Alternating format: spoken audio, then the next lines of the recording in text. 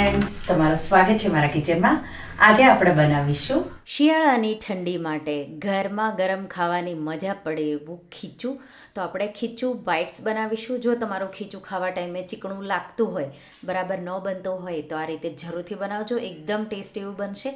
જો તમને મારી રેસિપીઓ ગમતી હોય અને હજુ સુધી ચેનલને સબસ્ક્રાઈબ ન કર્યું હોય તો સબસ્ક્રાઈબ કરજો અને બાજુમાં આપેલી ઘંટી દબાવજો, એટલે નવી નવી રેસિપીના નોટિફિકેશન આવે. તો ચાલો બનાવીએ. તો એના માટે એક કઢાઈ લેશું, એમાં 3 કપ પાણી ગરમ કરવા મૂકી દઈશું. અને પાણી ગરમ થઈ જાય એટલે આપણે એમાં 2 ટીસ્પૂન જીરું, સાથે અડધી ટીસ્પૂન અજમો અને 2 ટીસ્પૂન સફેદ તલ ઉમેરીશું. મીઠું સ્વાદ પ્રમાણે, તો અહીંયા મેં 1 ટીસ્પૂન અને 1/4 ટીસ્પૂન જેટલું મીઠું ઉમેર્યું છે. અને હવે આ રીતે પાણી ગરમ થઈ જાય પછી આ સામગ્રીઓ મેં ઉમેરી હવે આ પાણીને 5 મિનિટ જેવું હાઈ ફ્લેમ પર આપણે ઉકળવા દઈશું. તો અહીંયા આપણે 3 કપ પાણી લીધું છે, તો 1 ભાગ પાણીનો ડ્રાય બળી જાય ત્યાં સુધી આપણે એને ઉકળવા દેવાનું છે. તો ખીચું તમારું એકદમ ખાવામાં સારું બનશે. આ રીતે લગભગ 5 મિનિટ જેવું થઈ ગયું છે. હવે 1 ટેબલ સ્પૂન આદુ મરચાંની પેસ્ટ ઉમેરી દઈશું, મિક્સ કરીશું અને હજી 1 મિનિટ જેવું હું એને ઉકળવા દઈશ. તો લગભગ હવે 6 મિનિટ જેવું ઉકળતા થઈ ગયું છે.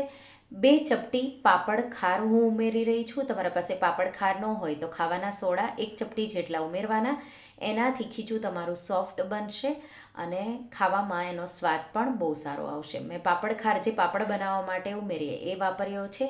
હવે ગેસની ફ્લેમ સ્લો કરી દઈશું અને 1 કપ ચોખાનો લોટ, તો કોઈ પણ મેં રેડીમેડ જ વાપરેલો છે, તો એવું જરૂરી નથી કોઈ સ્પેશિયલ ચોખાનો લોટ લેવાનું. તો 1 કપ ચોખાનો લોટ, તો 3 કપ પાણી ઉકળવા મૂકો તો 1 કપ ચોખાનો લોટ ઉમેરીશું. ઝીણો હોય એવો લેવાનો અને પાણી સાથે ચોખાના લોટને એકદમ સારી રીતે આ રીતે મિક્સ કરી દઈશું.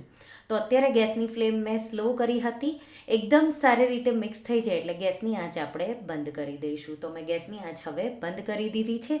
લોટ પાણી સાથે એકદમ સારી રીતે તમારે મિક્સ કરી દેવાનો, કોરો ન રહી જાય એ ખાસ ધ્યાન રાખવાનું.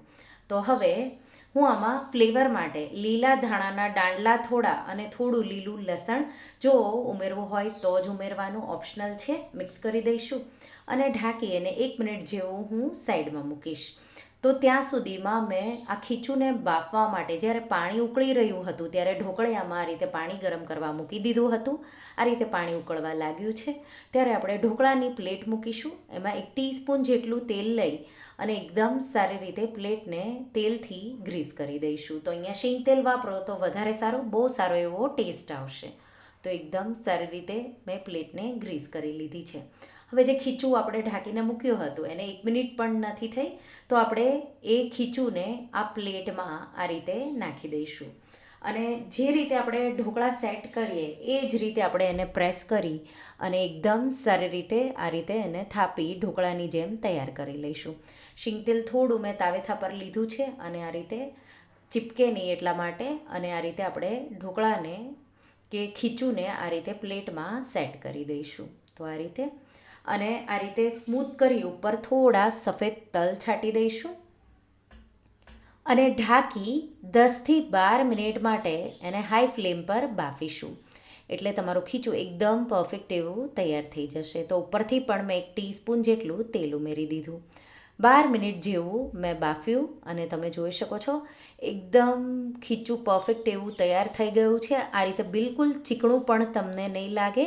એને બહાર કાઢીશું, હલકું 1 મિનિટ જેવું એને ઠંડુ થવા દેશું અને નાઇફના મદદથી આ રીતે એના આપણે કાપા કરી લઈશું. તો આ રીતે ઊભા આડા અને બાઇટિંગ સાઇઝના આવા નાના નાના એના કાપા કરવાના છે. તો આ રીતે મેં કરી લીધા છે અને ગરમ હોય ત્યારે જ આપણે એને સેપરેટ કરી લઈશું. અને આ રીતે એક એક તમારે બાઇટ સેપરેટ કરી લેવાનું. એકદમ પોચું એવું મોઢામાં મૂકતા જ પીગળી જાય એવું ટેસ્ટી એવું ખીચું બાઇટ આ તૈયાર છે. તો તમે ખીચું તો બનાવતા હશો, પણ આ રીતે એને બાફીને જો તમે ખાશો તો ખીચું એકદમ તમારું બહાર જેવું લારી પર મળે એવું જ બનશે. ઉપરથી અથાણાનો મસાલો જે કોરો આવે એ અને 1 થી 2 ચમચી શીંગતેલ આ રીતે છાંટી દઈશું. લીલા ધાણાથી ગાર્નિશ કરી અને ગરમ ગરમ ખીચું બાઇટ્સને સર્વ કરો. જો આ રીતે તમે ખીચું બાઇટ્સ ન બનાવ્યા હોય તો રેસીપી જરૂરથી તો તમને આ રેસીપી કેવી લાગી મને કમેન્ટમાં જરૂરથી જણાવજો. અને જો રેસીપી ગમી હોય તો વિડીયોને લાઈક કરજો, શેર કરજો અને મારા ચેનલને સબસ્ક્રાઈબ કરજો. અને આવી જ નવી રેસીપીઓ માટે તમે બેલ આઇકન બટનને પ્રેસ કરજો. Thank you for watching.